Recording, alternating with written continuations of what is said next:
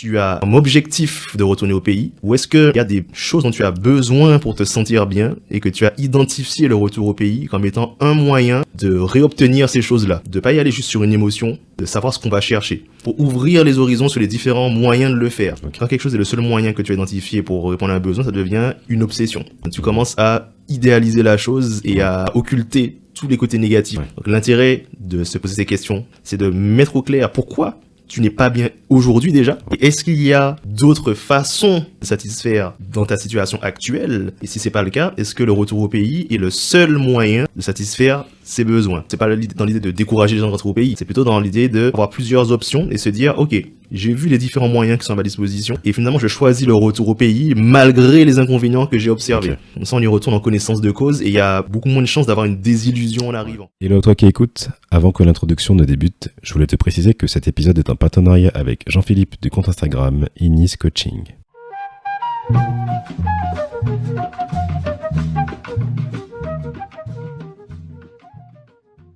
Salut à toi qui écoutes, bienvenue sur Dom Talk Podcast, le podcast Outre-mer. Ici on raconte le parcours de vie des personnes originaires de Guadeloupe, Martinique, La Réunion, Guyane et Mayotte. Nous sommes plus de 2 millions et nous voix compte et j'ai décidé de te les partager. Si mes épisodes te plaisent, je t'invite à les partager autour de toi, à les liker, à les commenter. Retrouve mon actualité sur Instagram, Dom Talk Podcast.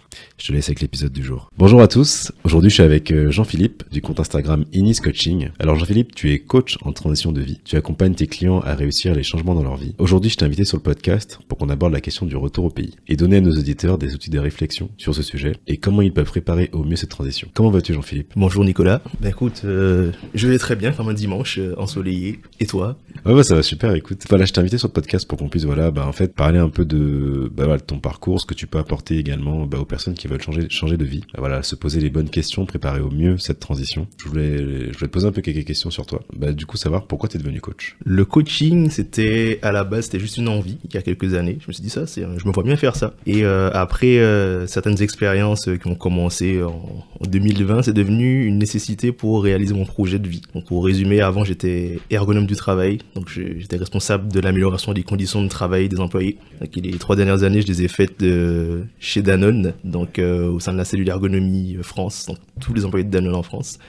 Et il y a une première chose qui commençait un peu à me frustrer, mais j'arrivais pas à mettre un mot dessus à ce moment-là, c'est que je me sentais restreint dans le cadre du travail pour le bien-être des gens. C'est-à-dire que je voyais qu'il y a des personnes, on améliorait leurs conditions de travail, mais ils étaient en bonne santé, ils étaient contents, mais ils étaient pas heureux. Et moi j'ai fini aussi à un moment, alors en 2020, après plein d'événements pro et perso, dont le Covid, tout ça, j'ai fini par moi-même connaître un burn-out et c'est là où j'ai compris que le burn-out professionnel, c'est juste la face visible de l'iceberg du burn-out. C'est-à-dire qu'il y a plein de choses dans le pro, dans le perso qui contribuent à ça et que si on travaille juste sur le pro, alors c'est bien, c'est important parce que c'est là où on passe la majorité de notre journée, mais travailler que sur ça, c'est juste reporter la survenue du burn-out. Parce que les causes personnelles continuent d'exister, continuent de se développer. Donc c'est ce qui m'est arrivé à mon niveau. Ça a commencé dans le perso et ça s'est concrétisé par un burn-out pro. Mais il y a des personnes, ça se concrétise dans le perso aussi. Sauf qu'on ne va pas appeler ça un burn-out, on va dire oui, il est fatigué, il est stressé. Donc l'envie de devenir coach, c'était pour vraiment accompagner les gens sur la totalité de ces sujets-là, sur leur vie en général. Parce que comme je leur dis tout le temps, ta vie, c'est pas toi d'un côté, et le perso d'un côté et le pro de l'autre côté, c'est toi au milieu et comment tu réponds à tes différents besoins dans tes différents domaines de vie, donc, dans le travail, dans tes relations, dans ton milieu de vie, et c'est le sujet d'aujourd'hui sur où tu habites justement, sur le retour au pays, et comprendre ça, donc, ça permet de comprendre que le bien-être se cherche avant tout en soi-même, dans la connaissance de soi, et pas juste dans se dire je veux trouver un travail, trouver une relation, habiter quelque part sans savoir qu'est-ce qu'il y a derrière. Ouais, il y a un tout à se poser comme question, il faut prendre la question dans sa globalité. Exactement. Et ça, c'est l'erreur de notre société actuellement, c'est que le travail, les relations, le lieu de vie sont devenus des objectifs, des finalités, alors qu'en réalité, ce sont des moyens de satisfaire un besoin pour être épanoui. Et tant qu'on comprend pas ça, on risque de satisfaire la recherche du moyen. C'est bon, j'ai un travail, j'ai des relations, j'habite dans un bel endroit, mais qui correspond pas à nos besoins personnels. Et là, c'est la désillusion pour beaucoup de personnes. Donc d'abord, identifier les besoins et comment les satisfaire. Exactement. Et ok, très bien. Alors, je l'ai pas dit en introduction, mais pour que vous sachiez, du coup, Jean-Philippe est aussi originaire de la Martinique. Donc il est né, il a grandi là-bas, et depuis quelques années, du coup, il vit en Hexagone. Donc il comprend ce que c'est de se sentir loin de chez soi, d'avoir envie des fois de rentrer. Voilà, donc c'est pour apporter aussi cette touche-là que voilà, t'es pas juste... tu peux te mettre aussi à la place de tes coachés, en tout cas dans le cadre du retour au pays, s'ils veulent rentrer, des questionnements que ça peut engendrer. Tout à fait. T'es dans cette situation aussi également. Ok, et toi, comment tu t'es remis de ce burn-out du coup? Ça va paraître simple dit comme ça, mais j'ai compris qui j'étais, tout simplement, et j'ai vu les décalages qu'il y avait dans ma vie pro, perso, à tous les niveaux. Donc j'ai compris pourquoi ça n'allait pas. J'ai compris sur quel point j'étais pas aligné avec qui j'étais et ce que je voulais. Et là, les solutions commençaient à se présenter. Au-delà de ça, j'ai compris pourquoi les gens n'étaient pas bien. C'est en comprenant pourquoi moi j'étais pas bien. Et je me suis dit, mais en fait, c'est un sujet d'utilité publique. Il faut que les gens comprennent ça pour leur bien-être. J'ai même eu la vision d'une société et d'un monde où tout le monde avait compris ça et tout le monde avait trouvé sa place dans laquelle il est utile aux autres et il répond à ses besoins, il se sent épanoui. Cette vision, elle était extraordinaire. Je me suis dit, mais si ma vie peut contribuer à ça, go. Et du coup, c'est là où le coaching est devenu un outil pour permettre de concrétiser cette vision, ce projet de vie, et pas juste une finalité. Mon objectif, c'est pas d'être le plus grand coach, c'est de permettre aux gens d'être épanouis dans leur vie. Et si pour ça, il faut que je devienne un grand coach, je deviendrai un grand coach. C'est pas la finalité. Ouais. Donc, tu as identifié ton besoin d'accompagner les personnes qui soient plus épanouies, et le moyen, c'est d'être coach. Exactement. Comment j'ai compris le truc et tout. Bien capté. Du coup, effectivement, Jean-Philippe, tu me disais que tu es devenu coach parce que tu avais un besoin du coup d'accompagner les personnes pour qu'elles se sentent mieux dans leur vie. Et du coup, nous, on a échangé du coup un peu avant cette interview. Et voilà, on parlait du retour au pays et tout ça. Et tu m'avais dit que tu aurais aimé proposer du coup une boîte à outils pour nos auditeurs et potentiellement voilà tes futurs coachés pour qu'ils puissent réussir au mieux cette transition de vie, puisque le retour au pays, c'est un changement de vie, puisqu'on déménage. Si vous êtes à Paris, que vous rentrez en Martinique ou en Guadeloupe ou La Réunion, Mayotte, Guyane, peu importe, voilà, il y a l'aspect logistique, il y a l'aspect professionnel et il y a l'aspect aussi personnel à prendre en compte, puisque on change totalement d'environnement. Donc ça fait plein de bouleversements à prendre en compte. Donc du coup voilà, avec Jean-Philippe, on s'est dit que en tout cas il allait vous donner du coup les outils pour mieux préparer ce changement de vie et vous demander si c'est ce changement qui vous correspond ou pas et comment faire au mieux du coup. Du coup j'aurais 5 questions à te proposer, donc qui correspondent aux 5 outils que tu nous proposes, en tout cas pour les auditeurs. La première question ce serait savoir si ce départ est-il un objectif ou un moyen. Comment on répond à cette question-là? Alors je compléterai juste ce que tu disais sur la boîte à outils. Sur ce qu'on va travailler. En fait, l'outil, ce serait la boîte à outils avec outils sans S. Okay. Parce que l'outil le plus important, et c'est l'outil le plus important dans le coaching aussi, mais dans la vie de tous les jours, c'est le questionnement. C'est savoir se poser les bonnes questions pour obtenir les réponses dont on a besoin. Ça fait toute la différence. C'est la différence entre quelqu'un qui se demande pourquoi ma vie est nulle et quelqu'un qui se demande comment puis-je faire pour être épanoui dans ma vie. Tu auras 2 réponses différentes et ce qui va en découdre sera différent. Donc là, cet outil dont je voulais parler aujourd'hui et qui est très utile aux personnes dans le changement de vie, c'est apprendre à utiliser le questionnement à travers ces 5 questions qui vont dérouler le processus de la réflexion pour arriver à la solution, en tout cas à avoir plus de clarté sur le choix de ce changement de vie ou les alternatives. Donc pour répondre à la question, est-ce que ce changement est un objectif ou... Ce départ est-il un objectif ou un moyen? Voilà, c'est ça. Est-ce que le départ est un objectif ou un moyen? Mais on revient sur ce que je disais de ne pas confondre l'objectif et le moyen dans la vie. Souvent, j'entends des personnes qui me disent « Ouais, je veux rentrer au pays parce qu'il y a ce côté émotionnel de « Avant, j'étais bien. Quand j'étais au pays, là, peu importe où je suis pas bien. Je sens que si je retourne au pays, je serai mieux. Je serai de nouveau bien. » Et là où j'attire leur attention dans la réflexion, c'est justement de se demander est-ce que tu as comme objectif de retourner au pays ou est-ce que il y a des choses dont tu as besoin pour te sentir bien et que tu as identifié le retour au pays comme étant un moyen de réobtenir ces choses-là. Donc l'idée derrière cette question, c'est de pas y aller juste sur une émotion, mais de comprendre aussi ce dont on a besoin. On revient sur l'introspection et de savoir ce qu'on va chercher. Non seulement pour avoir ces réponses-là, mais surtout pour ouvrir les horizons sur les différents moyens de le faire. Parce que l'erreur que je vois souvent et qui fait que les gens arrivent souvent à de la désillusion dans le retour au pays, c'est que comme c'est le seul moyen qu'ils ont identifié pour répondre à leurs besoins, il y a plusieurs besoins derrière ça, quand quelque chose devient le seul moyen, quand quelque chose est le seul moyen que tu as identifié pour répondre à un besoin, ça devient une obsession.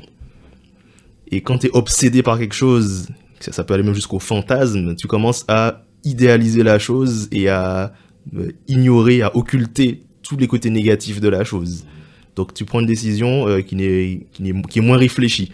Donc l'intérêt de se poser ces questions, est-ce que c'est un moyen, quel est le besoin derrière, c'est de mettre au clair pourquoi tu n'es pas bien aujourd'hui déjà, c'est-à-dire quels sont les besoins qui ne sont pas satisfaits dans ta situation aujourd'hui, quels sont les besoins que tu penses satisfaire en rentrant au pays et comment tu penses satisfaire, parce qu'il y a aussi ce truc de je vais rentrer au pays et je serai bien sans avoir réfléchi à de quoi j'ai besoin pour être bien et comment je vais m'organiser au pays pour le faire. C'est juste je vais voir sur place. Donc quels sont les besoins qui sont pas satisfaits aujourd'hui, quels sont les besoins que tu penses satisfaire au pays et est-ce qu'il y a d'autres façons de le satisfaire dans ta situation actuelle, et si c'est pas le cas, est-ce que le retour au pays est le seul moyen de satisfaire ses besoins pour, comme je te disais, ouvrir la réflexion et pouvoir choisir. Alors c'est pas dans l'idée de décourager les gens de rentrer au pays, c'est plutôt dans l'idée de pouvoir avoir plusieurs options et se dire ok, j'ai vu les différents moyens qui sont à ma disposition avec les avantages et les inconvénients. Et finalement, je choisis le retour au pays malgré les inconvénients que j'ai observés. Comme ça, on y retourne en connaissance de cause et il y a beaucoup moins de chances d'avoir une désillusion en arrivant parce qu'on n'a pas idéalisé le truc. Et tu vois, par exemple, quelqu'un qui veut, qui veut retrouver le soleil et être proche de sa famille, ça va être difficile pour lui de, tu sais, par exemple, il peut aller, à Miami, mais du coup, il aura pas la famille, tu vois.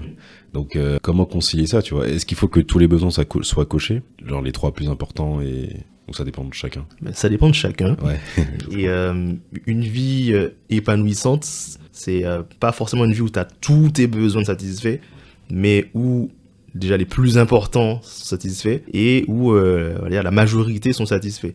Donc c'est ça qu'on a tendance à faire, c'est-à-dire oui en fait je veux le soleil, je veux la famille et tout, on part directement sur ce que je veux, etc. C'est de te demander de quoi j'ai besoin en totalité, faire un 360 sur soi, de quoi j'ai besoin aujourd'hui et après si c'est du soleil pour différentes raisons, ok c'est du soleil, j'ai besoin de la famille, ok j'ai besoin de la famille et après hiérarchiser ses besoins, c'est quoi les plus importants pour moi, parce que souvent on se dit ça c'est important et tout, mais quand on n'a pas pris conscience de tous les besoins qu'on a, parce que des fois on a des besoins qu'on n'a pas identifiés, souvent même, on n'a pas mis le doigt dessus. Quand on n'a pas conscience de tout ça, le risque c'est de satisfaire certains besoins au détriment de d'autres qui étaient plus importants. Et du coup, toi, dans tes accompagnements, tu permets ça à tes coachés de découvrir entre guillemets l'ensemble des besoins, enfin les besoins qu'ils n'auraient potentiellement pas identifiés? C'est même la base du coaching, c'est la connaissance de soi. C'est l'outil, le sujet du coaching, c'est pas même si on rentre par le biais du travail souvent ou par le biais du retour au pays, ce sont juste des portes d'entrée.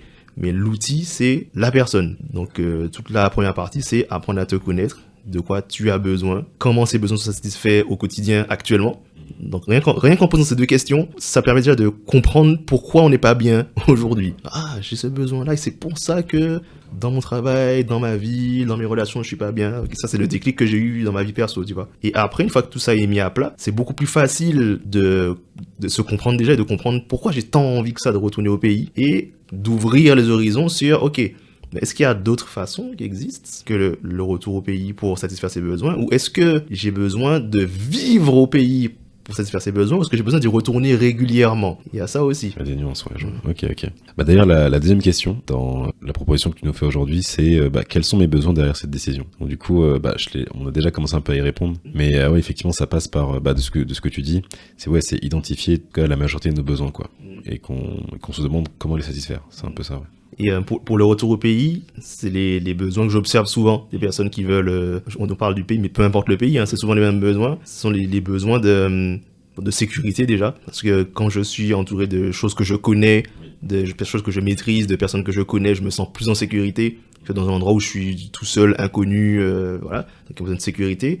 Il y a un énorme besoin d'appartenance. On en parlait une fois, cette sensation quand tu es dans une ville paumée ou même des fois à Paris, et que tu sens que tu es entouré à 95% de gens qui te ressemblent pas, pour certains, ça leur empêche de satisfaire ce besoin d'appartenance. Alors ça peut être une ressemblance culturelle, c'est très fort, mais ça peut être aussi dans des centres d'intérêt. Voilà, il y a plusieurs niveaux aussi dans l'appartenance, mais l'appartenance culturelle, c'est quand même très fort dans le besoin d'appartenance. Et pour certaines personnes, ça je le vois de plus en plus dans le coaching, il y a un besoin d'estime de soi, parce que dans ce qu'ils sont, dans ce qu'ils font, dans leur, je dis n'importe quoi, dans leur façon de cuisiner, leur blague, leur façon de parler, leur centre d'intérêt, quand ils sont entourés de personnes qui n'ont pas cette même origine, qui comprennent pas ah putain, c'est marrant ce qu'ils viennent de dire, mais ils se sentent pas aussi valorisés que s'ils l'avaient fait avec des gens qui connaissent. Donc ce besoin d'estime de soi est beaucoup plus satisfait quand ils sont, encore une fois, non pas forcément au pays, mais avec des gens dans un contexte où ils sont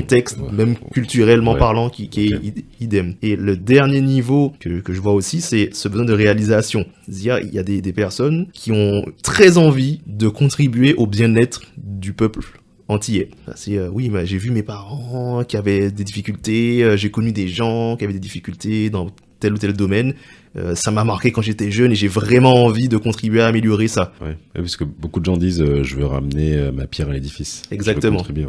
Et c'est là où justement je pose la question de clarifier le besoin et le moyen. C'est que quand ça arrive, je pose la question, c'est bien, tu as identifié ça. Est-ce que c'est nécessaire de retourner au pays ou de retourner au pays maintenant pour réaliser cette chose que tu veux faire? Ou est-ce qu'il y a d'autres moyens? Est-ce que tu peux le faire plus tard? Est-ce que tu peux le faire en plusieurs fois? Enfin voilà, d'ouvrir la réflexion et de pas être dans l'obsession de il faut que je rentre au pays pour le faire. Donc voilà, c'est ça que je voulais dire quand je parle de quels sont les besoins derrière le retour au pays. Ouais, non, mais c'est une vraie question parce que, comme tu dis, on peut projeter des fois, c'est-à-dire qu'en gros, quand on va rentrer au pays, toute notre vie va être cool, tu vois, et tout va glisser. Alors, bien sûr, pour rappeler, l'objectif ici n'est pas de décourager, c'est juste de se poser les bonnes questions pour être prêt quand on y sera, parce que, comme t'as dit, on peut fantasmer le retour au pays. En fait, quand on rentre, on peut avoir des galères au niveau pro, peut-être la mentalité, peut-être on a du mal à, je sais pas, en fait, on a développé des habitudes en hexagone ou ailleurs, et en fait, il y a une transition à faire. Enfin, il y a quand même même si on est de là-bas, il y a quand même, je pense, une réadaptation à faire. Il faut être. En fait, je pense que si tu as conscience que tu vas vivre tout ça, une fois que tu seras dedans, tu seras mieux préparé, tu n'auras pas de souci à le vivre, parce que tu vas te dire, je savais que ce serait comme ça, en tout cas, vaut mieux, entre guillemets, envisager le pire, je me dis, être prêt au pire, comme ça, si ça se passe mieux, tant mieux, et si ça se passe comme tu t'es dit, tu te dis, j'étais prêt, tu vois. Je pense que c'est ça l'avantage. Ouais. Il y a un peu de ça, sans forcément aller jusqu'au pire, au moins être réaliste. Oui, réaliste, oui, c'est vrai. Oui. Parce que la désillusion que vivent certains, et le mot est vraiment fort, désillusion, et c'est pas déception, c'est vraiment plus fort que ça, c'est vraiment qu'ils avaient une illusion que tous leurs problèmes allaient être résolus quand ils allaient rentrer. Et le fait de réfléchir à ces questions-là, c'est pas, comme tu disais, de décourager les gens de rentrer, c'est d'être objectif dans leurs décisions et de préparer le retour. Parce que des fois, effectivement, le retour au pays, c'est la meilleure solution pour la personne, mais à condition qu'elle ait préparé les choses nécessaires pour réussir son retour au pays. C'est là tout l'intérêt de préparer la transition de vie. Un déménagement, c'est pas juste je vais vivre ailleurs, c'est je vais transférer mes besoins, j'ai mes besoins et je vais devoir les satisfaire ailleurs. Donc comment je prépare ce cadre pour qu'une fois que j'y arrive, je sois toujours bien. Parce que du coup, je me dis, parce que tu vois, j'ai reçu des gens dans le podcast qui, tu vois, dont une notamment, qui est rentrée franchement du jour au lendemain, tu vois, elle a pas préparé. T'en penses quoi du coup des gens qui rentrent entre guillemets en mode kamikaze, tu vois? Est-ce que pour toi c'est une bonne idée? Vaut mieux éviter? Comment tu le vois? Je serais pas catégorique sur si c'est une bonne idée ou pas. Ça dépend vraiment des personnes. Si la personne a vraiment un besoin, c'est dit non mais là j'en peux plus, j'en connais, je l'ai fait. Moi, quand je suis sorti de mon burn-out et que j'ai fait ma transition, j'ai démissionné, le temps de me former et tout, je suis rentré 2 mois en Martinique parce que je sentais ce besoin de me ressourcer. C'était vraiment nécessaire. C'était clair qu'il fallait que j'y aille. Donc oui, si la personne elle a un besoin de le faire, faut pas réfléchir à 1000 ans quand tu te sens que t'as mal, t'y vas. Après, c'est pour ça que je posais la question, est-ce que t'as besoin d'y retourner définitivement ou t'as besoin d'y repasser pour te ressourcer? Ça, c'est plutôt ça la question. Je pense qu'y retourner définitivement sur un coup de tête, ça peut être une erreur. La troisième question que tu voulais aborder, c'était est-ce que c'est la seule façon de les satisfaire, les besoins notamment? Comment on répond à cette question? En commençant déjà par répondre aux 2 premières, oui. Tu vois. Mais tu vois, ça a l'air simple, ça a l'air presque évident comme ça, mais il y a presque personne qui réfléchit comme ça. On a tendance à aller chercher directement la solution. Ah, je suis pas bien, solution. En même temps, quand t'es tout seul, c'est difficile d'avoir ce recul, tu vois. Et parce qu'il y a tellement de questions et de sujets parce que là, tu vois, on a synthétisé en 5. Mais il faut les trouver entre guillemets les 5, tu vois. Donc ouais, je comprends. Mais oui. C'est le rôle du coach, c'est d'apporter de la clarté. Petit placement de produit, on dit Non, mais c'est pour ça que je me suis lancé dans le coaching. Oui, J'aurais pu, comme je t'avais dit, c'est un moyen d'aider les gens à être épanouis. J'aurais pu faire autre chose pour ça. Il y a plein de façons de le faire. Il y en a qui vont devenir chanteurs, il y en a qui vont devenir footballeurs, parce que c'est leur façon d'inspirer les gens et de leur montrer que c'est possible. Donc moi j'ai choisi le coaching parce que j'avais aussi cette envie, cette facilité à transmettre et cette proximité avec l'humain que je voulais garder. Ça, c'était aussi dans mes besoins. Et que un truc que j'avais vraiment identifié, c'est qu'on se pose pas les bonnes questions. C'est et c'est pas la faute des gens. C'est quand t'as la tête dans le guidon, tu prends pas le temps de te poser les bonnes questions. Et c'est aussi le deuxième intérêt du coaching, c'est de t'offrir cette bulle que tu prends pour toi, pour te poser les bonnes questions. Un truc qu'on ne fait pas pendant la semaine quand on est dans le feu de l'action. Ouais, là, quand tu dis ça, ça me fait penser, en fait, quand j'ai fini mon école de commerce, j'ai travaillé pendant 3 ans, et je te jure que, en fait, à un moment donné, tu vois, le métro boulot dodo, j'étais clairement dans ça, j'étais en mode, mais en fait, à un moment donné, je me suis dit, mais tu sais, t'as l'impression que tu travailles, tu vas dormir, tu manges, tu travailles, tu vas dormir, tu manges, et je trouvais que le temps passait tellement vite, les week-ends, ils passaient comme ça, et je me disais, ça va être pendant 40 ans comme ça, et en vrai, après, bon, du coup, rapidement, mon taf c'est fini, j'ai une rupture conventionnelle, et en vrai, je me suis dit, waouh, ça fait depuis 3 ans, enfin, je peux enfin me poser, genre, réfléchir, tu vois. Parce que, ouais, quand t'es dans le quotidien, t'es lancé, et encore, tu vois, moi, j'avais pas d'enfant, tu vois, j'avais pas trop de rêves, j'étais célibataire et tout, voilà, j'y avais que moi. Mais je me dis, quand t'as une famille et tout, c'est pas facile, hein, de trouver des temps de pause pour vraiment prendre du recul sur sa vie et, ouais, faire l'état des lieux, quoi. Ouais, il faut se le réserver. J'insiste sur le il faut, parce que on a tendance, et je dis on parce que j'étais très comme ça, à se donner pour les autres, s'occuper de la famille, des amis, du conjoint, de tout le monde, sauf de soi, ou plutôt de soi en dernier, avec l'énergie et le temps qu'il nous reste. J'ai une pote qui est maman, elle me dit ça aussi, ouais, c'est qu'elle se fait passer en dernier, malheureusement. Ouais. Et ça a été le truc qui m'a explosé à la figure quand je fais mon burn-out, parce que j'étais dans un métier où je donnais beaucoup d'énergie et de temps aux gens. C'est que quand tu prends pas le temps de faire le nécessaire pour ton bien-être physique, mental, émotionnel, et que tu lâches, que ton corps, ton esprit lâche, tu peux plus aider personne. Bah oui, bah déjà toi t'es out, enfin t'es plus là, donc qui tu veux aider. C'est pour ça que quelque part, tu sais, des fois on dit, enfin, c'est encore je parle d'autre chose, mais souvent, tu sais, on dit qu'on veut aider les autres, mais par exemple, pour un truc tout bête, si tu veux aider, par exemple, aider à la faim dans le monde. Mais si toi, t'es au SMIC et tu galères tous les mois, c'est compliqué. En gros, ce qu'il faudra faire, c'est genre, toi, entre guillemets, deviens déjà riche, tu vois, enfin, développe une capacité financière, après, tu peux aider les autres, tu vois. Mais c'est dans le même sens où, tu vois, je veux dire, c'est que, aide-toi déjà. C'est pas égoïste, hein, c'est juste, si tu veux vraiment avoir un impact, en tout cas, pour la question, tu vois, humanitaire et tout, si tu veux financer des écoles, trucs comme ça, bah, toi, déjà, deviens riche, entre guillemets, et après, aide les autres. Mais c'est égoïste et c'est bien. Bon, ça, c'est une croyance que j'essaie de casser dans la tête des gens. C'est être égoïste, c'est mal, il faut être altruiste. C'est deux opposés. Non. L'altruisme est un luxe réservé aux égoïstes. Tu ne peux pas servir un verre d'eau à quelqu'un avec une bouteille vide. Donc, si tu veux aider les autres, il faut que tu sois en capacité d'aider les autres. Donc, de prendre le temps de t'aider, toi, avant tout. Et ça, c'est le mythe du faux altruisme, vraiment, où on dit, oui, je me sacrifie pour les autres, voilà. Quand tu es dans le manque, même si tu as envie, tu n'es pas disposé à être altruiste, c'est-à-dire à donner sans rien attendre en retour. Parce que satisfaire nos besoins, c'est le seul objectif de notre corps. Donc quand tu es dans le manque, il va voir tous les moyens de satisfaire des besoins. Donc les gens qui n'ont pas pris le temps de satisfaire leurs propres besoins, de prendre soin d'eux, la plupart du temps, je dis pas, des fois tu peux être altruiste quand même, on voit les parents avec leurs enfants, tout ça, mais la plupart du temps, ils sont pas dans l'altruisme, ils sont dans la transaction, voire dans la manipulation. Oui, genre ils donnent mais ils attendent en retour. Quoi. Exactement. Ouais, je vois. Si t'as un doute sur est-ce que je suis dans la manipulation, dans l'altruisme, c'est demande-toi juste comment je me sens quand je fais un truc pour quelqu'un et que la personne me remercie pas. Mais en vrai, c'est compliqué de faire des choses purement sans un attendre en retour. Enfin, je sais pas si ça existe vraiment, tu vois. Ça existe quand tu t'es apporté tout ce dont t'as besoin. Non, mais tu sais, il y a des gens, des fois, ils sont généreux parce que ça leur fait du bien, tu vois. Exactement. Genre, se sentir utile, tu vois. Ça t'apporte quelque chose. Oui, voilà. Et c'est là où je mets le doigt sur ce que ça t'apporte. On est souvent sur le matériel. Oui, je gagne rien, mais les gens qui font de l'humanitaire, parce que j'en sais quelque chose, j'en fais aussi. On le fait gratuitement, mais c'est dans notre intérêt. C'est parce que en le faisant, je me sens mieux. Ça m'apporte de l'estime de moi. Ça m'apporte d'être en contact avec des personnes, un besoin social. Ça me permet de me sentir utile. Ça t'apporte plein de choses de faire de l'humanitaire. C'est pas juste je le fais et puis ça m'apporte rien. Donc c'est ça aussi. C'est pas juste je gagne de l'argent ou on me donne quelque chose ou on me dit merci en retour. C'est comment toi tu te sens aussi en le faisant. Ça remplit des besoins. Exactement. Tout ce qu'on fait, faire des choses sans rien attendre en retour, c'est contre nature. Parce que dans la nature, si tu utilises ton énergie, ton temps, tes ressources dans le vide, tu meurs. Donc faire des choses comme ça et en se disant je vais absolument rien gagner, c'est du suicide. c'est vraiment du suicide. Ton cerveau va te dire mais t'es fou. Donc c'est pour ça que les personnes disent oui, je me sens mal quand je fais ça, machin, etc.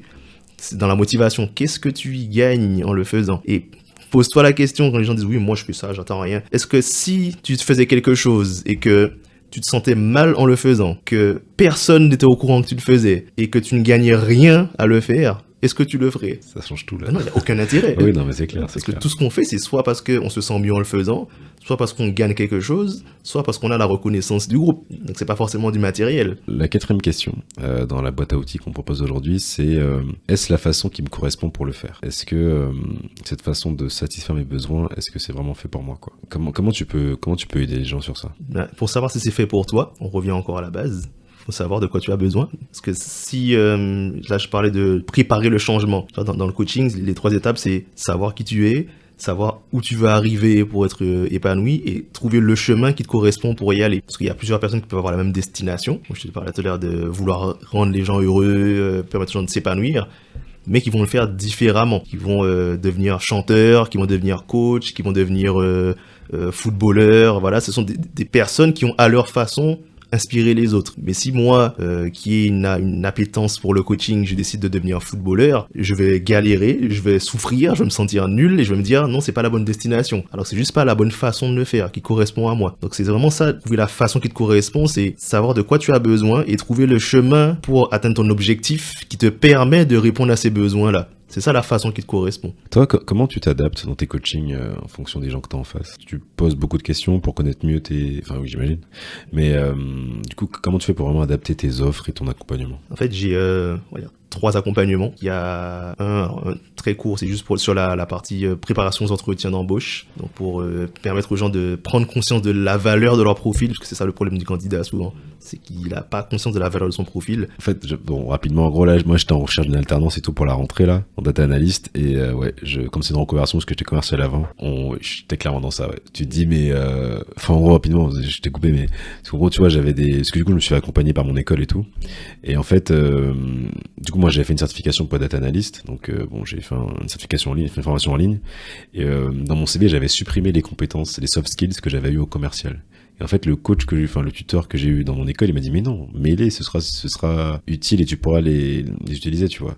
Donc, parce que du coup, j'avais pas conscience que, moi, je me dis, c'est 2 métiers différents, il n'y a pas besoin, en fait, l'aspect relationnel et tout, et en fait, si, tu vois. Parce que t'as le travail en équipe, tout ça, donc, t'as des compétences transférables. Donc, effectivement, oui, souvent, on oublie. Enfin, on pense pas on réduit notre valeur, tu vois. Et puis, on fait l'erreur que je répète encore et toujours, c'est de confondre l'objectif et le moyen. C'est-à-dire le recruteur, son objectif, c'est pas de recruter quelqu'un qui a l'intitulé du poste. J'aime bien prendre l'exemple de manager. Recruter un manager, c'est pas l'objectif, c'est le moyen de satisfaire des besoins de l'entreprise. Il cherche quelqu'un qui est capable de manager une équipe pour en faire un manager. Et souvent, les gens se disent, oui, moi, j'ai pas les compétences, machin, parce qu'ils prennent pas conscience que l'expérience qu'ils ont, les compétences qu'ils ont, etc., ce sont des moyens d'aider l'entreprise à satisfaire ses besoins. Ils sont en mode, oui, mais est-ce que moi, je peux coller à la fiche de poste? Donc, c'est ça que je les aide à préparer l'entretien, c'est prendre conscience que tout ce que tu as vécu peut, d'une façon ou d'une autre, aider à satisfaire les besoins de l'entreprise, et d'être conscient de ça et de savoir le montrer en entretien pour raisonner avec le recruteur. C'est-à-dire que le gars, il se dise, ouais, cette personne a les capacités de m'aider à satisfaire les besoins de l'entreprise. Enfin, cet accompagnement-là, il peut être très utile parce que je me dis, tu sais, souvent quand on rentre au pays, on te dit que des fois, il faut se reconvertir et que des fois, en fait, je l'ai eu parce que j'étais allé à un salon à Léviré sur Paris, c'était début juin, si je dis pas de bêtises. Et en gros, on te disait que même si en fait il y a le poste que tu auras sur Paris, enfin en Hexagone par exemple, souvent en Martinique en fait le scope du poste sera un peu plus large. Et en fait, même si tu rentres pas totalement dedans, il faut quand même postuler parce que dans tous les cas, t'as des compétences transférables. Ce qu'il faut avoir conscience, c'est que souvent en Martinique, tu peux être un peu plus polyvalent et t'as forcément dans tes expériences des choses qui vont t'aider dans ça et que faut pas se restreindre à ça et que du coup, oui, donc je pense que tes accompagnements, ça peut clairement aider à mettre en avant ça et surtout en fait se différencier sur son CV et pendant l'entretien, tu vois. Et c'est là, je conclurai là-dessus sur la partie reconversion, c'est de comprendre que les entreprises ne cherchent pas juste de l'expérience et quelqu'un qui a le même métier sur quoi ils postulent. Ils cherchent des gens qui ont des savoir-faire et des savoir-être pour les aider à satisfaire leurs besoins d'entreprise. Et les savoir-faire, ça peut être l'expérience dans le métier, mais ça peut être l'expérience dans tous les autres trucs que vous avez fait dans votre vie. Et c'est en ça qu'il faut se préparer à le mettre en avant. Surtout que en soi, les compétences, on peut te les apprendre, mais savoir bien se comporter. Ça s'apprend aussi. Oui, non mais tu sais, il y a des gens, qui sont impulsifs. Ils peuvent changer, mais genre, tu sais, s'ils ont pas l'esprit d'équipe et ils sont solo perso. En fait, tu vois, genre, entreprendre quelqu'un qui a déjà cet esprit d'esprit d'équipe et quelqu'un qui est borné un peu, qui veut faire que son truc de son côté. Celui qui est borné, mais qui a un peu plus ses compétences. Je sais pas, je me dis, peut-être le recruteur, il va préférer celui qui a un peu moins les compétences, mais on peut le former et lui apprendre parce que c'est plus difficile, c'est à changer un état d'esprit. C'est clair. En fait, ce dont tu parles, c'est pas forcément le fait de travailler en équipe ou pas. C'est un truc que je répète souvent aux novices. Le novice me dit, oui, j'ai pas l'expérience, machin, etc. Par rapport aux pros, j'ai pas assez d'expérience. Les novices se sentent nuls dans les entretiens parce qu'ils comparent leurs valeurs sur les mêmes critères qu'un expert, c'est-à-dire sur l'expérience. Sauf que l'entreprise recrute l'expert par rapport à son expérience, justement, par rapport à ce qu'il peut apporter, mais elle sait que le novice n'a pas l'expérience. Donc elle ne recrute pas sur ces critères-là, elle recrute sur son potentiel. Et son potentiel se trouve sur plein de choses, mais surtout sur sa capacité à apprendre vite et à s'adapter. Et ça, c'est ça qu'il faut savoir mettre en avant dans l'entretien, et même si tu n'as pas déjà fait ces trucs-là, mais de montrer que je suis capable d'apprendre plein de choses, quoi. D'ailleurs, j'ai pas répondu sur les autres offres. On est parti sur le recrutement. Alors du coup, donc il y a l'offre sur la préparation aux entretiens d'embauche, donc ça c'est la plus simple, la plus courte.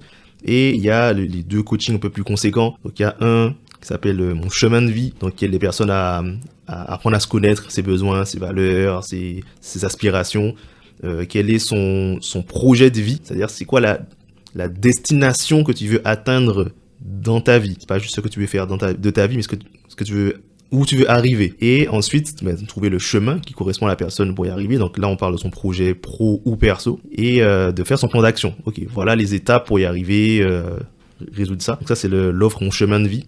Et il y a l'offre menu maxi best-of, salade tomate oignon plus ultra, qui est la grande aventure, où on voit toutes ces choses-là et on travaille en plus sur les obstacles. C'est-à-dire, ok, tu as ton plan d'action, tu as beaucoup plus de clarté, mais qu'est-ce qui t'empêche d'être la version de toi qui est capable de faire ces choses-là pour s'épanouir. Donc travailler sur l'estime de soi, la confiance en soi, l'affirmation, la communication, tout ça, et suivre la mise en place du plan d'action pour ajuster en chemin. S'il y a des choses à préparer, des présentations préparées en chemin, on peut se préparer à ça, aller vraiment jusqu'au bout sur 6 mois pour concrétiser le projet. Et du coup, la dernière question, c'était, si on n'arrive pas à... quelles ressources il me manque pour le faire à ma façon? Comment on identifie ces ressources? Alors, il y a 2 questions dedans. Il y a comment on identifie ses ressources et comment on identifie les ressources dont on a besoin. Toujours le même principe, savoir où tu es aujourd'hui, c'est-à-dire de quoi toi tu as besoin et ce que tu as comme compétences, comme savoir-faire, comme savoir-être, savoir où tu veux arriver. Donc c'est quoi ton projet perso, ton projet de vie. Donc, une fois que tu as le départ et l'arrivée, c'est plus facile de voir le chemin déjà. Donc trace le chemin qui te correspond, donc qui te permet de satisfaire tes besoins. Une fois que le chemin est tracé, je vois qu'il y a des obstacles sur le chemin, je pourrais pas y arriver parce que je sais pas faire ça. Et c'est à ce moment-là que tu vois, si je veux être capable de suivre le chemin qui me correspond, il faut que je développe telle ou telle compétence, telle ou telle ressource pour y arriver. Et c'est l'inverse de ce qu'on fait actuellement dans le monde de l'orientation professionnelle, où on commence par se dire qu'est-ce que tu sais faire et où tu peux aller avec ce que tu sais faire. Sauf que tu n'es pas défini par tes compétences et tes compétences peuvent évoluer. Donc se restreindre à ça, c'est te restreindre à la vie que tu as aujourd'hui, tout simplement. Donc moi je préfère dire où est-ce que tu veux arriver et qu'est-ce qui te manque pour arriver là où tu veux arriver. Les compétences se développent. Et du coup, par exemple, dans le cadre du retour au pays, si donc la personne elle veut rentrer au pays. Ce serait quoi par quelle étape tu la ferais passer pour qu'elle y arrive, disons, dans un délai de 6 mois, par exemple, de 6 mois à 1 an?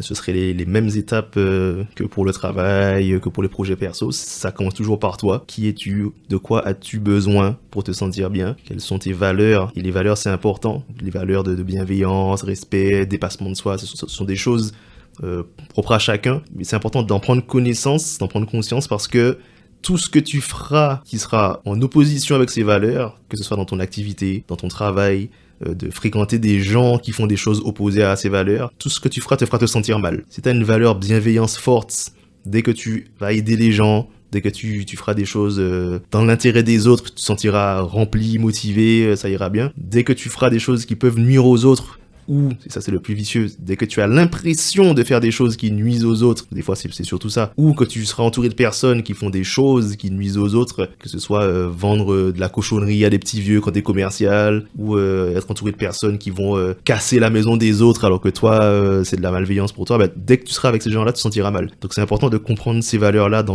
pour apprendre à te connaître, pour déjà voir ce que tu dois garder ou changer dans ta vie aujourd'hui. Déjà, est-ce que tu devrais garder pour plus tard? Ok. Ouais, ça rejoint un peu le dicton, on dit dis-moi les 5 personnes avec qui tu traînes le plus, je te dirai qui tu es, quoi, un peu. Enfin, en gros, tu t'es quand même influencé par ton environnement, quoi. Ton environnement, par capillarité, un peu, tu vois. Je sais pas si t'es d'accord. Alors oui, je suis d'accord sur ça. Je sais pas si c'est la bonne image, peut-être. C'est la bonne image, parce que, en fait, les 5 personnes les personnes que tu fréquentes le plus vont déterminer ta vie, la qualité de ta vie. Mais ça veut pas dire que c'est la vie de la personne que tu es. C'est ça la nuance.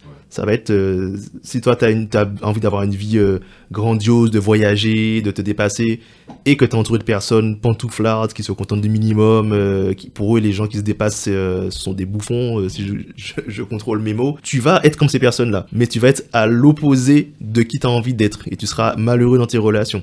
Ok, donc il faudra quand même revoir le cercle, quoi. Voilà. Okay, donc dis-moi qui tu fréquentes, je te dirai la qualité de ta vie, mais ça voudra pas dire que c'est qui tu es. Ouais, je vois. Ah, ok. Ouais, c'est bon, j'ai compris la nuance. Ok. Ah, c'est subtil quand même. C'est ok. Ah, le coaching, la connaissance de soi, c'est tout en nuance et en subtilité. Ouais, il n'y a pas d'extrême. Oui, c'est vrai. C'est jamais noir ou blanc, quoi. Exactement. Okay. Donc pour le retour au pays, les étapes, ça va être la base, c'est apprendre à te connaître, toi, de quoi tu as besoin, quelles sont tes valeurs, quelles sont tes aspirations, pour pouvoir identifier les différents moyens qui existent à ta disposition ou pas encore à ta disposition pour les satisfaire, et ensuite faire un choix. Est-ce que tu préfères choisir ceux auxquels tu as accès tout de suite, ou est-ce que il y en a qui te parlent vraiment plus mais qui te manquent des choses pour le concrétiser? Et là, dans ton plan d'action, comment faire pour obtenir ces choses qui te manquent pour le concrétiser et te sentir bien? Là, on accompagne. Et si c'est le retour au pays, mais que pour te sentir bien, te manque de la certitude pour passer les entretiens et te reconvertir, ou savoir t'affirmer parce que les gens que tu connais là-bas pensent qu'ils ont une mauvaise influence sur toi, enfin qu'ils vont te freiner. Voilà, il y a des choses à préparer pour être capable de faire le nécessaire une fois rentré au pays pour être épanoui, et pas transférer les problèmes qu'on a créés ici au pays. Donc en gros, faut un peu faire le ménage dans sa vie et voilà, faire le tri entre ce dont on a besoin, ce qui nous est néfaste un peu, enfin ce qui est négatif pour nous. Et voilà, et se préparer vraiment à, comment dire, moi savoir de quoi on aura besoin, comment on le satisfait, est-ce que le retour au pays peut permettre ça, et voilà quoi, et y aller. Tout à fait, c'est apprendre, enfin c'est l'objectif même du coaching, c'est réussir à devenir la version de nous-mêmes qui est capable de faire le nécessaire pour réussir sa reconversion, son retour au pays et être épanoui dedans. Donc comme disait un grand homme, celui qui a fait le tour de lui-même une fois a voyagé plus loin que celui qui a fait le tour du monde 10 fois. Ah ouais, là tu rentres dans des trucs. Mais après le tour du monde, ça quand même, enfin, tu sais, comme tu te confrontes à différentes cultures, je pense que tu peux te rencontrer aussi toi, tu vois. Et tu peux faire le tour de toi en faisant le tour du monde. Parce que c'est pour ça qu'on dit que le voyage forge la jeunesse, c'est que tu apprends à te connaître à travers les autres en voyageant.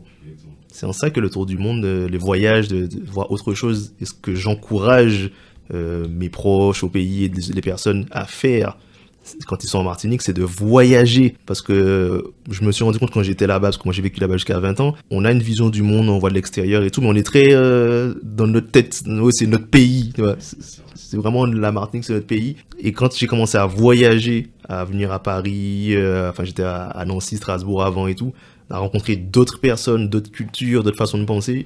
C'est là où je me suis rendu compte que j'avais l'esprit un peu fermé, mais parce que dans l'endroit où j'étais, les gens pensaient comme ça. Oui. En fait, ton esprit est conditionné par là où tu es, quoi. Et comme t'es pas stimulé par d'autres choses, c'est comme, tu vois, par exemple, le style vestimentaire, tu vois, genre, si t'arrives avec un style punk aux Antilles, tu vas te faire, tu te feras pas d'habits, tu vois, enfin. Bon, après, je dis pas, les punks non plus, ici, sont pas non plus, c'est pas non plus les plus intégrés socialement, tu vois, c'est comme une communauté, ils restent entre eux, tu vois. Mais c'est pour dire qu'en gros, ouais, si tu, comment dire, vu que t'es dans le même cadre, forcément, tu penses pareil que, enfin, en tout cas, dans la majorité en général. Mais prends l'exemple de la musique. Bon, ça a évolué pas mal ces dernières années, mais il y a 10 ans, quand t'étais en Martinique, t'écoutais pas du dancehall, du zouk, t'écoutais un truc un peu français, alors je parle même pas du J-rock, la J-pop, tout ça, t'étais un gars bizarre. Bon, maintenant, ça a quand même évolué, les mentalités chez les jeunes, c'est bien ça. Donc, mais il y a encore des trucs faut que les gens voyagent un peu plus. Après, je pense qu'il y a un côté aussi, tu me dis ce que t'en penses, mais je pense qu'il y a un côté aussi genre, tu sais, un peu chauvin et un peu défense de notre patrimoine, tu vois, genre, on veut pas que, enfin déjà que, tu sais, bon, on a un contexte social, économique un peu compliqué, c'est genre, on s'accroche à ça un peu, tu vois, en mode, peut-être c'est un peu extrême, tu vois, mais c'est peut-être un mécanisme d'autodéfense en mode, tu vois, déjà que on est petit, entre guillemets, on va pas laisser l'extérieur nous influencer, tu vois. Et du coup, on s'accroche à notre, ce qui pour nous est notre identité, tu vois. Tout à fait. Mais la peur du changement, c'est pour satisfaire un besoin de sécurité. Je veux garder ce qui m'est familier, ce que je connais, parce que je m'y sens en sécurité. Que je trouve que ça me permet de satisfaire mes besoins d'appartenance. Si du jour au lendemain, en Martinique, on n'écoutait plus que de l'électro, tout ça, les gens, ils se sentiraient perdus dans leur propre pays. Ouais, non, c'est foutu, là. Donc, tu vois, c'est normal de résister un peu. Oui, bien sûr. Ouais. Non, là, non, moi, je veux pas que ça arrive, par contre. Non, c'est faux. Mais l'extrême, c'est de se fermer totalement en disant non à l'évolution. Bien sûr, ouais. Il faut trouver un entre-deux. Comme on a dit, c'est comme dans le coaching, rien n'est blanc, rien n'est noir, c'est tout dans la nuance. Ouais, bien sûr. Tu peux garder ton identité culturelle, tout en étant ouvert à ce qui se passe ailleurs. En fait, faut avoir conscience de qui tu es, découvrir le reste, mais en gardant ta personnalité, quoi, ton identité. Exactement. Et ça, c'est valable autant pour un peuple que pour une personne. C'est apprendre à savoir qui tu es. Ça te permet de t'ouvrir plus facilement aux autres sans te perdre. Justement, la connaissance de qui nous sommes, je trouve, aux Antilles. Enfin, tu vois, on répète beaucoup, on connaît pas notre histoire. Mais je pense, en vrai, ces trucs-là, je pense je le dis souvent, je pense qu'on a un gros travail de développement personnel à faire aux Antilles. En termes, déjà, d'estime de nous, parce que, même si c'est en train de changer, tu vois, dans la nouvelle génération, je pense que, tu sais, il y a qu'à nous voir. Enfin, tu sais, on ose des choses, on essaye d'autres voies que le salariat, voilà, ce qu'on nous a dit, et c'est très bien.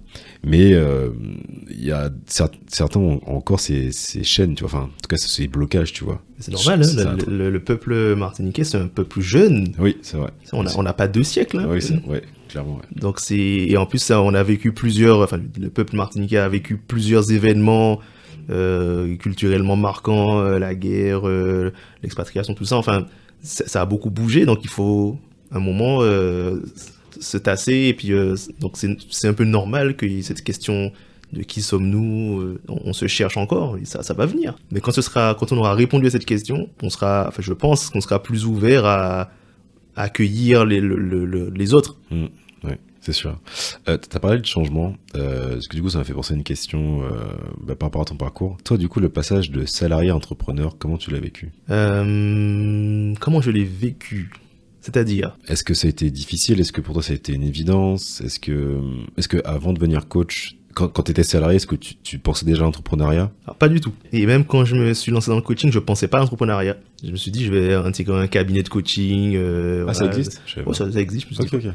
C'était vraiment être coach. Et c'est pendant que je me formais au coaching et que j'ai précisé mon projet de vie au fur et à mesure, je me suis rendu compte que si je voulais être sûr d'aller dans la direction que j'avais visualisée comme étant ma direction, comme étant ma destination pour réaliser mon projet de vie, je pouvais pas me permettre d'avoir quelqu'un au-dessus de moi qui me dit non, on va dans un autre côté. Non, on va pas par là. Parce que je savais que ça allait me rendre malheureux et c'était hors de question.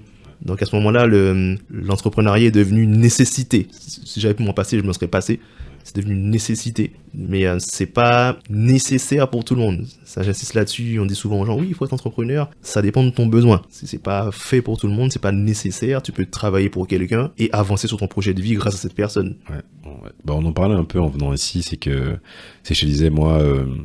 parce que tu sais, je suis un peu dans un entre-deux où quelque part, tu sais, j'aurais pu chercher à gagner ma vie avec le podcast. Pour l'instant, c'est pas encore le cas, tu vois. Où je préfère avoir une activité salariée qui me rassure, tu vois. Genre, j'ai la stabilité financière entre guillemets. Même si stabilité, tu sais, la boîte elle peut fermer et tout. Voilà, on sait jamais, mais en tout cas, techniquement, t'es protégé normalement. Parce que ouais, dans l'entrepreneuriat, j'avais peur de cette irrégularité des revenus, tu vois.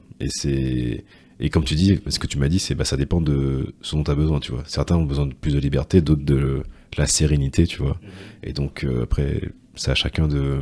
Parce que c'est vrai que, enfin, il y a quand même un mouvement, c'est sur les réseaux, genre tout le monde dirait que il faut devenir entrepreneur, tu vois. Genre il y a un peu cette truc, c'est un peu une tendance en fait. Et en fait, je pense que c'est un truc où, bien sûr, enfin, tu vois, si t'es mal dans ton taf et que t'as un talent et que t'as envie de t'exprimer autrement, bah, l'entrepreneuriat peut être une voie.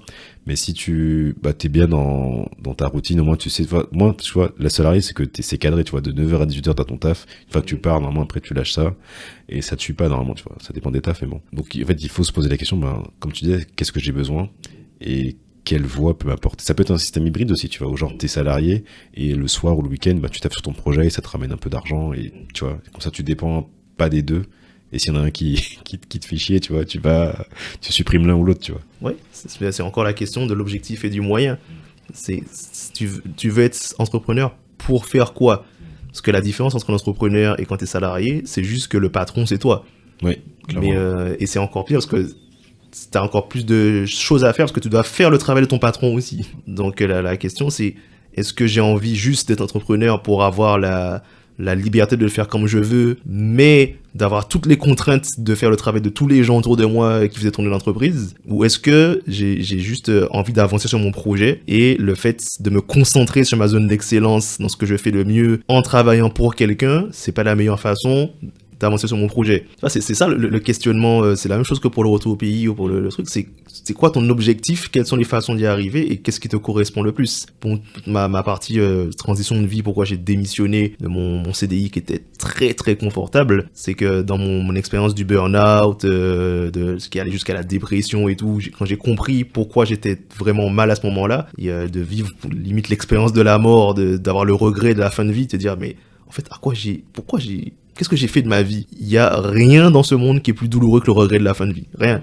Donc à ce moment-là, j'ai su, quand j'ai trouvé ma direction, que toutes les difficultés qu'il allait avoir sur le chemin pour avancer là où je voulais arriver seraient plus faciles à appréhender que la douleur de se dire j'ai pas essayé. Donc c'est ce qui m'a permis de faire toutes ces choses difficiles au fur et à mesure. De dire non, c'est la douleur, ouais, le stress, le fait de pas savoir et tout, c'est une légère brise sur mon visage par rapport à la douleur du regret à la fin. Donc c'est un choix. Mais bon, Dieu merci, tout le monde n'a pas vécu une expérience aussi extrême. Donc ce que j'essaie de faire en accompagnant les gens, c'est de trouver leur façon d'y aller, en tout cas, en connaissance de cause. Ok, trop bien, super. Écoute Jean-Philippe, c'était un super échange, très enrichissant. Je pense que tu as apporté pas mal d'astuces, voilà, de questionnements et aussi une mind map un peu, en tout cas une carte de l'esprit. En tout cas, voilà, des étapes, des questions à se poser pour vraiment, pouvoir appréhender au mieux un changement de vie. Même si je pense que le mieux en fait c'est de se faire accompagner, de se faire guider et du coup c'est pour ça que je me demandais du coup si on veut faire appel à toi, comment ça se passe? Alors vous pouvez prendre rendez-vous directement sur mon lien en bio sur Inix Coaching. Donc en fait c'est juste un lien pour un rendez-vous découverte pour vous aider à clarifier votre besoin, votre projet et voir si je peux vous aider, comment je peux vous aider au mieux. Et après, voir si on travaille ensemble. Mais l'idée, c'est que vous partiez avec un maximum de clarté sur la suite. Donc ça peut déjà être une première façon. Ou sinon, venir juste échanger avec moi sur Instagram. Ouais. C'est quoi ton compte? C'est Ignis Coaching. Ok. Donc c'est IGNIS et coaching. Tout collé. Ok, super. Super. Écoute, Jean-Philippe, je te remercie beaucoup pour cet échange. C'était super enrichissant. Merci pour l'invitation. Je t'en prie, avec plaisir. Retrouvez Jean-Philippe sur les réseaux sociaux. Je vous mettrai tous les liens en description. Ses différents accompagnements, son lien vers son Instagram. Vous pourrez le contacter aussi directement. Et je vous dis à bientôt pour un prochain épisode. Et merci beaucoup d'avoir écouté. Au revoir. Salut. Merci d'avoir écouté cet épisode. Retrouvez le lien en description pour prendre rendez-vous avec Ignis Coaching pour un appel découverte. Vous bénéficiez de 10% de réduction sur les offres Chemin de vie et Grande Aventure en disant que vous venez du podcast. À bientôt. Retrouvez le podcast sur Instagram, DomTalk Podcast. Il est disponible sur toutes les plateformes d'écoute, Spotify, Deezer, YouTube, Apple Podcasts et SoundCloud. Je te dis à bientôt pour un prochain épisode. Please Foss et un lot de soleil.